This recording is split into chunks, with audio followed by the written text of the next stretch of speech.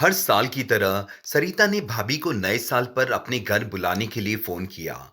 भाभी ने फोन उठाते से ही कह दिया, इस बार मैं नहीं आ पाऊंगी। सरिता को थोड़ा अटपटा लगा। पूछा, क्या हुआ? कोई समस्या है क्या?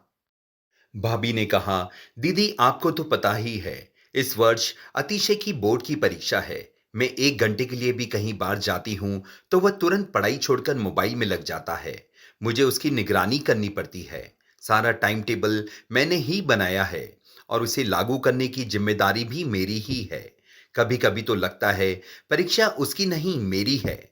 अगर परीक्षा में नंबर कम आएंगे तो सब मुझे ही कहेंगे ना कि मैंने उस पर ध्यान नहीं दिया। सुनकर सरिता सोच में डूब गई। क्या परीक्षाएं वाकई माता पिता की जिम्मेदारी है? अगर बच्चों की भी है तो बच्चे तो यह जिम्मेदारी लेते हुए दिखाई नहीं पड़ रहे। बच्चों की परीक्षाओं और जिम्मेदारियों को लेकर अत्यधिक तनाव माता पिता को मानसिक और भावनात्मक रूप से प्रभावित करता है। बच्चों की जिम्मेदारियों को खुद निभाने की प्रवृत्ति से माता पिता को महसूस होता है कि यदि वे कुछ नहीं करेंगे तो बच्चे असफल हो जाएंगे। बच्चों के शेड्यूल को मैनेज करना, उनकी पढ़ाई की निगरानी करना और उनकी हर छोटी बड़ी जरूरत का ध्यान रखना माता पिता के लिए भावनात्मक थकावट का कारण बन सकता है। यह थकावट उनके अन्य व्यक्तिगत और सामाजिक संबंधों को भी प्रभावित कर सकती है। अत्यधिक चिंता और जिम्मेदारियों का बोझ माता-पिता में अवसाद, बेचैनी और नींद संबंधित विकार जैसी समस्याओं का कारण भी बन सकता है। कुछ माता-पिता अपनी पहचान बच्चों की जिम्मेदारियों के इर्द-गिर्द बना लेते हैं और अपनी इच्छाओं को और खुशी को अनदेखा कर देते हैं। इसके कारण माता-पिता के बीच संवाद और समझ की कमी आती है। माता-पिता का निरंतर हस्तक्षेप और दबाव बच्चों के आत्मविश्वास पर नकारात्मक प्रभाव डाल सकता है। बच्चे ये महसूस करते हैं कि उनकी हर छोटी-छोटी गलती पर उन्हें आंका जाएगा, जिससे उनमें तनाव, चिंता, अवसाद और आत्मसम्मान की कमी जैसी समस्याएं उत्पन्न होने लगती है। माता-पिता का यूं हस्तक्षेप करना बच्चों को हर चीज तैयार अवस्था में देता है, जिससे वे जिम्मेदारियों व निर्णय लेना नहीं सीख पाते। परवरिश की यह शैली, जिसे हेलीकॉप्टर पेरेंटिंग भी कहा जाता है, बच्चों को मानसिक व भावनात्मक रूप से विकास में बाधित करते हैं।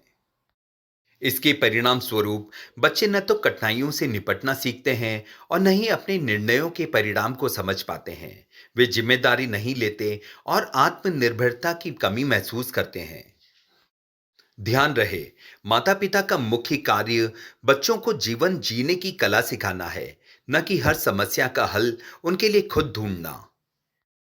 माता पिता को चाहिए कि वे खुद को तनाव मुक्त रखें। बच्चों को जिम्मेदारियां सिखाने में समय लगता है, सो धैर्य रखें। बच्चों के साथ संवाद करें, उनकी समस्याओं को समझने की कोशिश करें। बच्चों को उनके प्रयासों के लिए सराहें, न कि केवल परिणामों के लिए। उन्हें समझाएं कि गलतियां और असफलता सीखने का एक हिस्सा है और इससे जीवन में सुधार आता है। चलिए बात करते हैं बच्चों को जिम्मेदार कैसे बनाया जाए। माता-पिता का काम बच्चों को दिशा दिखाना और मार्गदर्शन करना है, न कि उनके स्थान पर काम करना। कुछ तरीके हैं, ये वैज्ञानिक और मनोवैज्ञानिक दृष्टिकोण पर आधारित हैं। स्पष्ट अपेक्षाएं रखें।